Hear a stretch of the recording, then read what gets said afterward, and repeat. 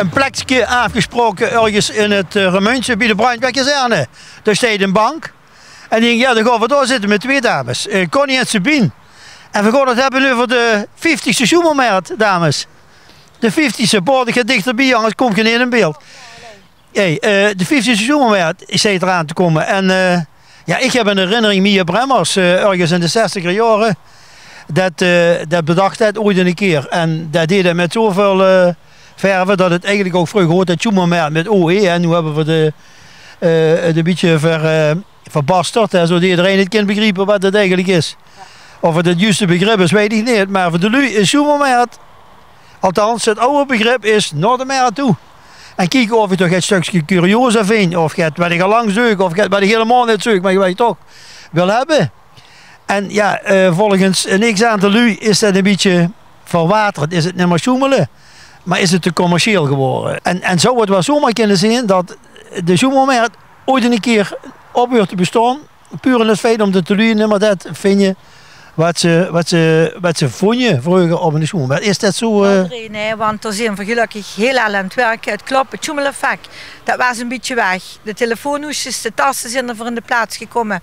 Wat we natuurlijk niet willen, maar daarvoor hebben we voor dit jaar gaat leuks eierwaarts teruggehaald. Oh, en wat heb je dan gedaan? Dat waren de schoemelplakjes. Dat waren schoemelplakjes voor de mensen om de zolder, de kelder leeg te ruimen.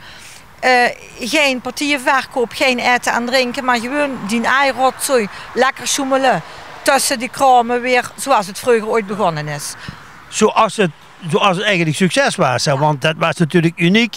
In Limburg het is natuurlijk overal overgenomen, gesjoep. Noemde voor dat, waarom zullen ze het zelf bedenken als ergens een goed idee ligt. En dit was een goed idee van mij, dat is iets. Absoluut. Sabine. De mensen die hadden dat toen die dingen ook heel nodig om hun inkomsten voor dat maandje een beetje op te krikken. En ik vind het nog steeds een grandioos idee. Ik ben er ook trots op dat we het al 50 jaar voluit kunnen maken met dit jaar erbij. En Vera Zoemermarkt hebben dus ook het truc willen doen voor de mensen van de stad. Want het is ook door mensen uit de stad bedacht. Ja. Maar nu is het natuurlijk voor uit de stad bedacht. Nu is er een paar jaar bij gebrek aan vrijwilligers die door de vereniging vroeger beschikbaar werden gesteld.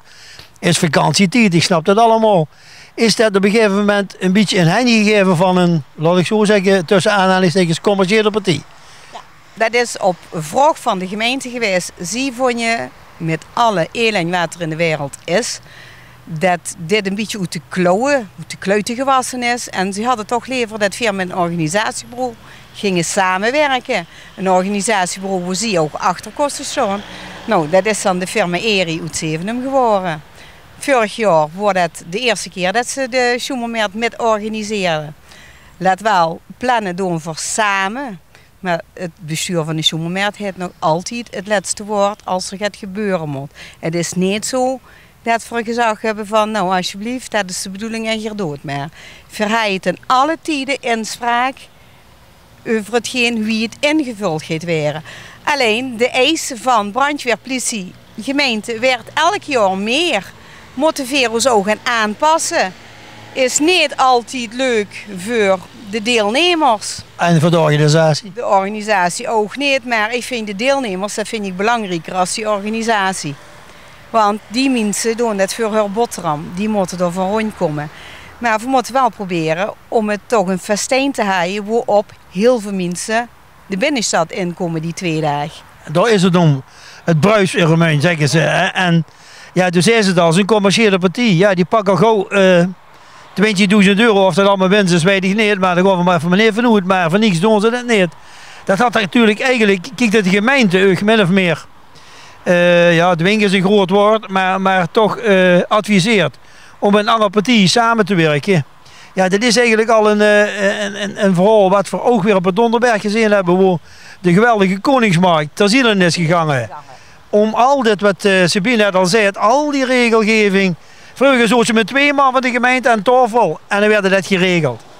Nou, het grote probleem, wat ooit een keer bij een evenement is gebeurd, ergens in Holland, zijn al die gemeentes veel voorzichtig geworden. Nu zitten ze met 15 man aan tafel. Dat weet ik ook, Drie. En ik snap ook dat het werd steeds moeilijker en het werd ook steeds lastiger. En we hebben best nog wel gaat klusjes te klaren, maar gelukkig is er nu in Remun een evenementencoördinator. Dus vroeger moesten ze nog 15 man. Ja. En nu hebben ze een meidje, dat moest ze dan bij terechtkomen en hoe dat geregeld werd. Maar wie lang is die er al? dat is sinds augustus zo, dat is zijn eerste jaar. Okay. Maar net wat toe. En dan zit je tevreden? Ja, dan kunnen ze, kijk, we hebben nu één persoon waar we terecht kennen. Er zijn altijd natuurlijk strabbelingen, er loopt altijd ergens tegenaan.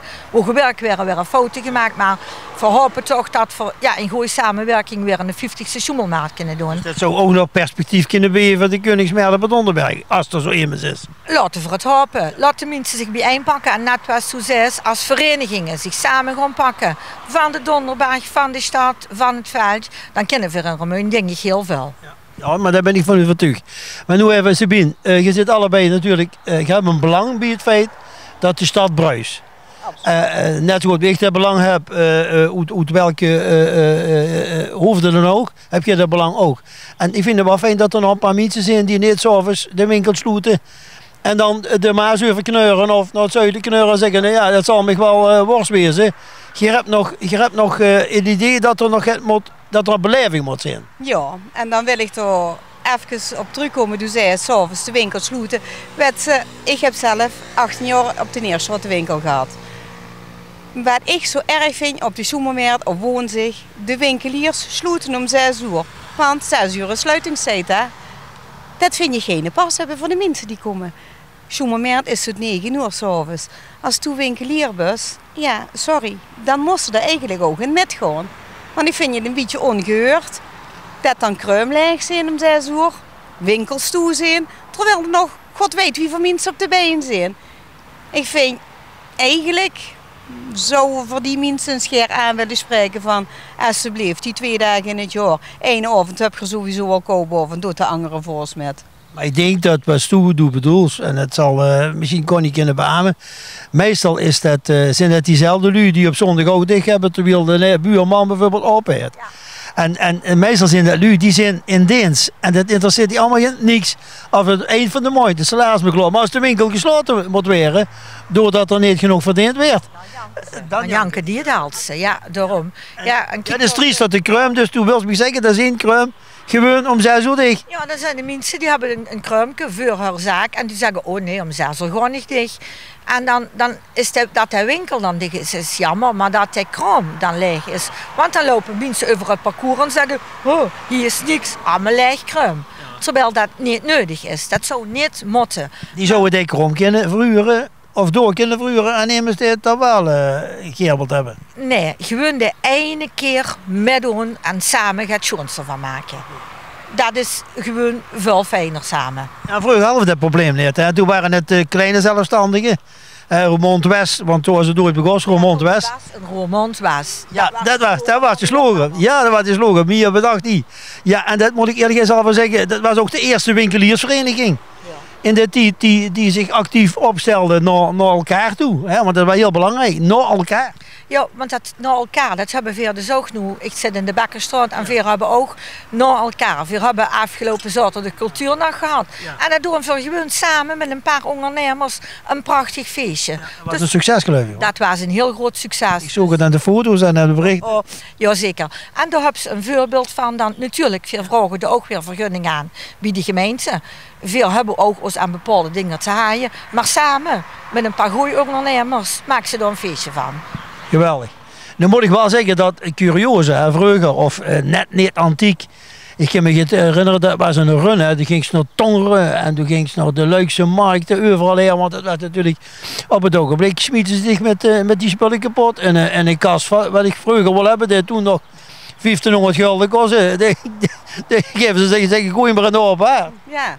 En dan heb ze ook nog een keer dat de zaterdag is ook nog curiosa markt is. En die mensen die willen dus niet bij ons komen staan, want... Op in dezelfde week? Nou, elke zaterdag is curiosa markt. En die mensen komen dus echt niet op de Schumelmarkt staan. Want ja, die vinden dan toch dat hun producten te goed zijn voor de Schumelmarkt. Ja goed, maar goed, dat is een keuze. Dat is een keuze die ze maken. Ja. En jammer voor ons, want anders kost het voor de veel meer Schumel gebeuren van maken eigenlijk. Maar ik heb nog foto's gehad die mij de Gere Boerse vroeger in die topjaren, ja, dan kost je dus echt over de Schumelmarkt, over de cup lopen. Ja. Het is maar muziek, we zijn met de muziek dit jaar. Dat is ook zo gaat Dreet. Vorig jaar mogen dus door omstandigheden mogen geen de muziek. Dit jaar kregen we een beetje, Vasco kreeg een bandje. Er zit op een paar plaatsen een bandje, maar wat dan zo doodzien is, dat ze dan maar tot 9 uur muziek mogen maken. Want dan is de Schumelmaat afgelopen. Dus dat is, we hebben dit jaar op een aantal plaatsen muziek, maar we zijn er zeker aan het werken om dat het volgend jaar weer uit te breien. Dat het wel weer tot 11 uur of later een feestje werd, wie dat vroeger was.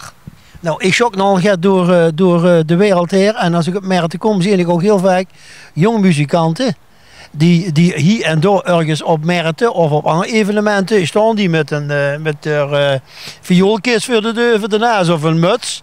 En bleef komen. Welkom. Zo hebben we ook al een aantal jaren een groep vrienden die muziek maken.